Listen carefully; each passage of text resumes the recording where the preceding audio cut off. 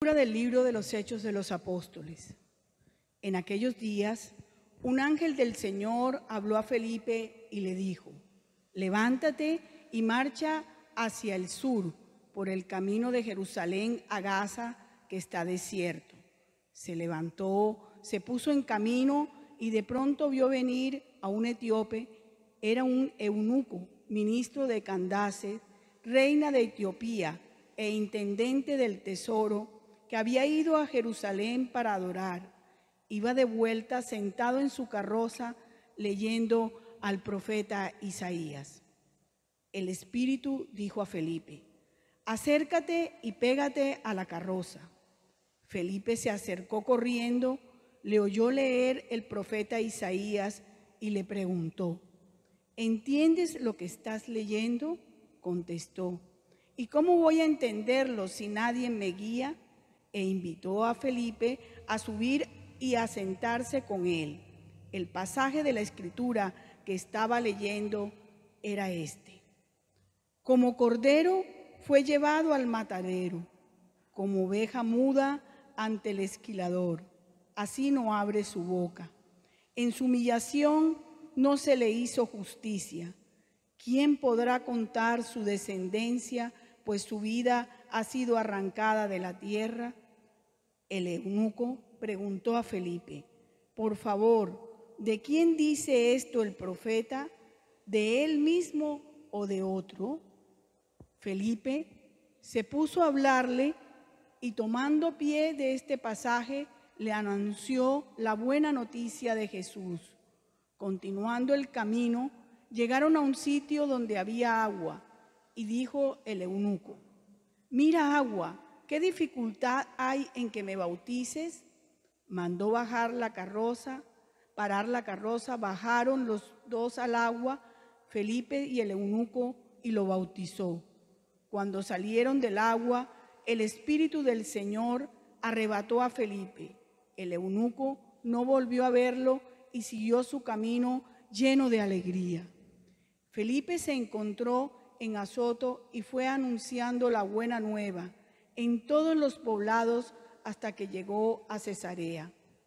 Palabra de Dios. Te alabamos, Señor.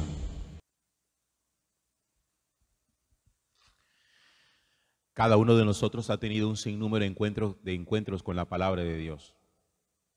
Bien porque en la Eucaristía escuchamos, bien porque prestamos atención a la reflexión del sacerdote, nos queda todo claro. Bien porque nosotros muchas veces hacemos el ejercicio en la casa de leer la palabra de Dios.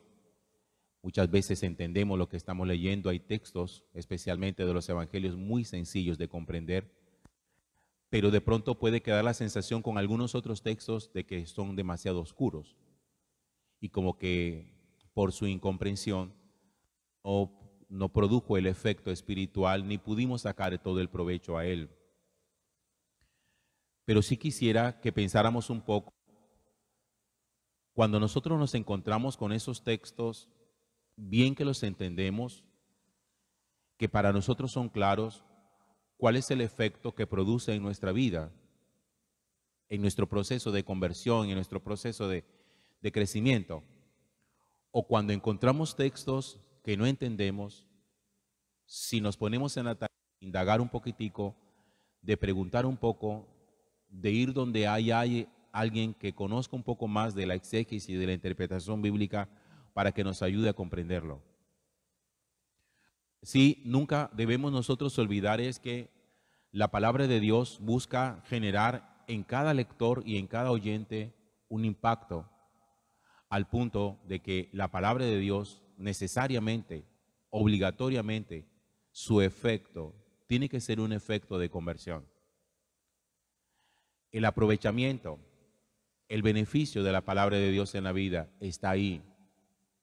No en que el lector se forme académicamente con ella o que aprenda muchas cosas de la Biblia.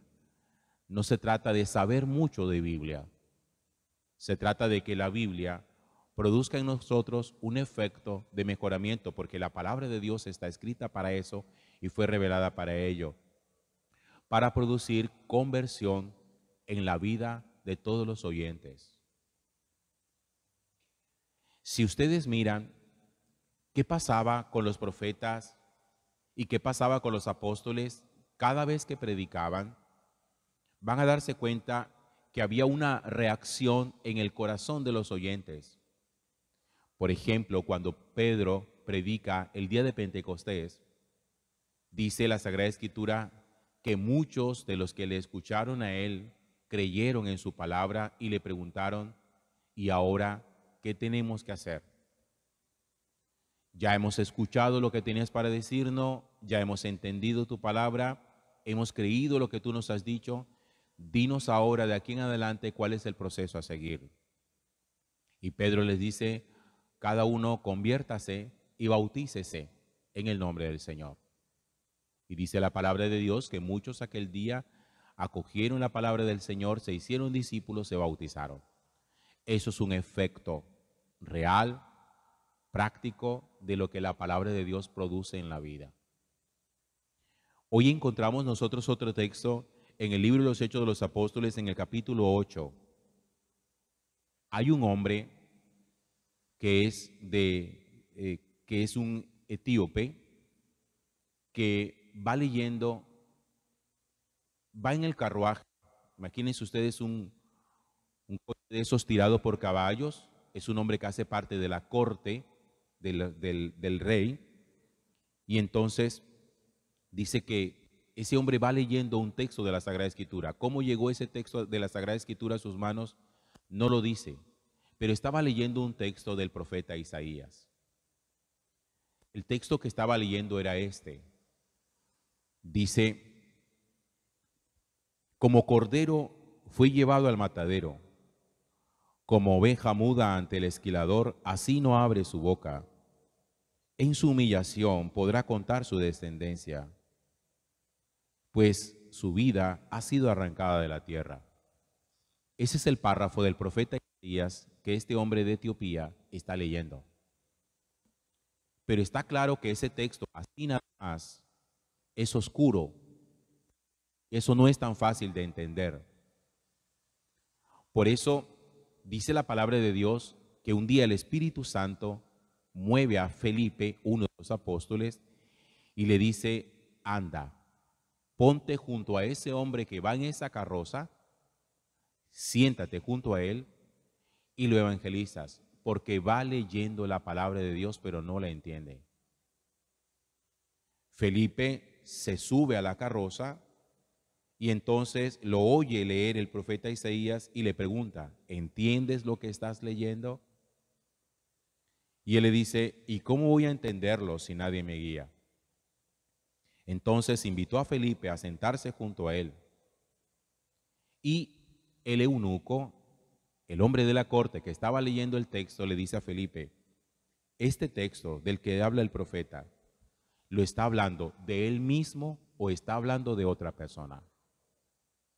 Felipe se puso a hablarle y tomando pie de este pasaje, le anunció la buena noticia de Jesús. Es decir, le dice, no, el profeta no está hablando de él mismo, está hablando de esta otra persona, está hablando de Jesús, y lo evangeliza. Al final, el eunuco queda impregnado con la explicación y le hace a Felipe una pregunta práctica. Le dice, ¿habría algún problema en que yo me bautice? Porque esto que tú que me acabas de enseñar, esto es lo que yo quiero para mi vida. A mí me gusta ese Jesús del que tú me acabas de hablar. Yo quiero creer en ese Jesús del que tú me acabas de hablar. Quiero ser discípulo de ese Jesús. ¿Me puedo bautizar? Y dice la palabra de Dios que mandaron detener la carroza, bajaron los dos al agua y Felipe bautizó al eunuco. Una consecuencia práctica de la lectura de la palabra de Dios. Cuando uno lee, cuando uno estudia la palabra de Dios, no es para inflar su ego académico. La lectura de la palabra de Dios busca siempre practicidad, que cada vez que uno oiga algo, uno diga, ¿y esto? ¿Yo cómo lo voy a aplicar para mi vida? Ninguno debería salir intacto de una celebración eucarística ni de una lectura de la palabra de Dios, ninguno debería quedarse como si no ha pasado aquí nada. La palabra de Dios siempre tiene algo para decirnos. Oye, yo soy un empresario. ¿Qué me dice la palabra de Dios a mí como empresario? Me dice la palabra de Dios como padre de familia. ¿Qué me dice la palabra de Dios como hijo? ¿Qué me dice la palabra de Dios como ciudadano? ¿Qué me dice la palabra de Dios como sacerdote? Es decir, no hay absolutamente nada en nuestra vida que sea ajeno a la palabra de Dios. ¿Qué me dice la palabra de Dios frente a la construcción de mis relaciones? Frente a mi vida esponsal, frente a mi vida sexual, frente a mi vida afectiva. La palabra de Dios tiene siempre algo para todos esos aspectos. Ahora, cuando uno encuentra textos oscuros que no son fáciles de entender, no por eso desiste uno de la lectura de la palabra. Usted no coja sencillamente, no, que esto no lo entendí, lo coge y lo cierra, porque si bien hay textos que pueden ser oscuros, hay textos que tienen muchísima claridad. Entonces uno no puede quedarse sencillamente desanimado por lo que no entiende, y más bien debería quedarse animado por lo que sí entiende. Porque cuando el Señor nos evalúa a nosotros, no nos va a evaluar sobre lo que no entendimos, sino sobre lo que sí entendimos. Y nos va a preguntar, pero esto que era tan claro, que lo entendiste tan fácilmente, ¿por qué esto no te importó? Claro, lo que pasa es que hay gente que tiene mucho rigorismo académico y tiene mucha curiosidad académica y entonces dicen, no, es que yo necesito entender todo, pero en el fondo lo que hay es puro ego intelectual. Hay gente que quiere sentirse privilegiada de poder entender textos de la Sagrada Escritura que son difíciles, pero no les importa los textos de la Sagrada Escritura que son sencillos.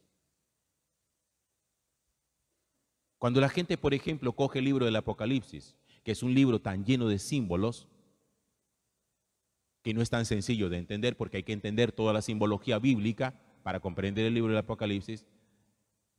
No, es que el libro del Apocalipsis, que es un libro misterioso, que es un libro misterioso, que es un libro misterioso, yo quiero aprender. Pero ¿y qué hay de las enseñanzas sencillas de Jesús como que ama a tu prójimo, perdona a tu enemigo, reza por el que te hace el mal, no está bien separarse de su esposa para irse con otro? ¿Qué hay de esos textos que no necesitan explicación? Eso no nos importa porque son muy sencillos. No, es que eso lo entiende cualquier pelado. No, es que sobre esos textos que sí entendemos, es que el Señor nos va a pedir cuentas. Él no nos va a pedir cuenta de lo que no entendimos de la palabra de Dios. Entonces uno tiene que ser bastante cuidadoso en esa manera como uno se acerca a la Sagrada Escritura y hacer el ejercicio de todo aquello que nosotros aprendimos. Ahora, bueno, en la vida práctica, ¿cómo lo voy a aplicar? Siempre tiene que quedar una pregunta, ¿y ahora qué? ¿Y ahora qué? El eunuco le dijo a Felipe, ¿y ahora qué? ¿Me puedo bautizar? Eso es una respuesta práctica a una comprensión de la palabra.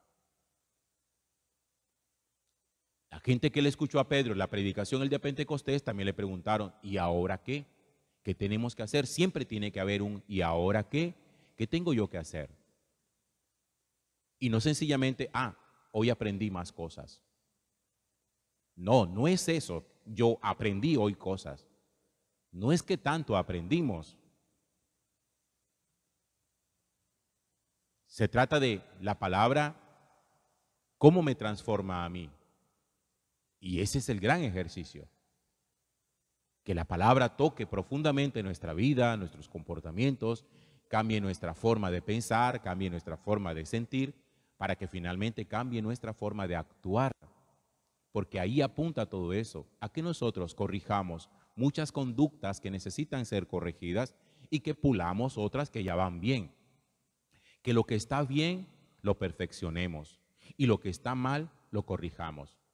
Por eso en la conversión no es simplemente dejar de ser malo para ser bueno. La conversión también es pasar de bueno a ser santo. Eso es convertirse. Entonces, si una persona siente que es buena, pero no camina hacia la santidad, todavía no se ha convertido. Y yo quiero que eso no lo vayan a olvidar ustedes nunca, porque a veces uno cree que la conversión es simplemente moral. Que yo no tengo nada malo en mi vida, ¿yo de qué me voy a convertir? Hermanos, si su vida usted considera rectamente que está bien, entonces conversión significa que pase de lo bueno a la excelencia, de lo bueno a la santidad. Convertirse es caminar hacia la santidad. Que el malo sea bueno y que el bueno sea mejor. Gloria al Padre y al Hijo y al Espíritu Santo.